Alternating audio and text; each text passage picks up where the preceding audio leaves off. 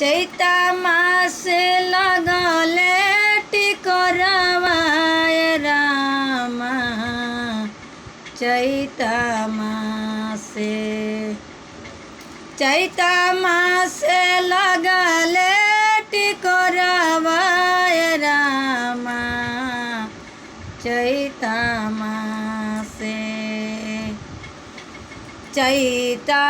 मासे लगले टिकोरवा हमारा पिया परदेसवा रामा।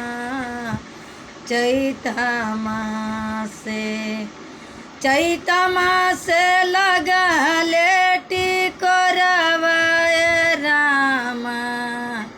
चैता मासे के करा के कहीं हम दिलावा के बतिया के हमारा रतिया के से जे करवटिया के करा से कहीं हम दिलावा के बतिया के हमारा रतिया के पोछी है पसना के पसवैया परदेस। चैता मासे लगले टिकोरवा पियावा गइले परदेस।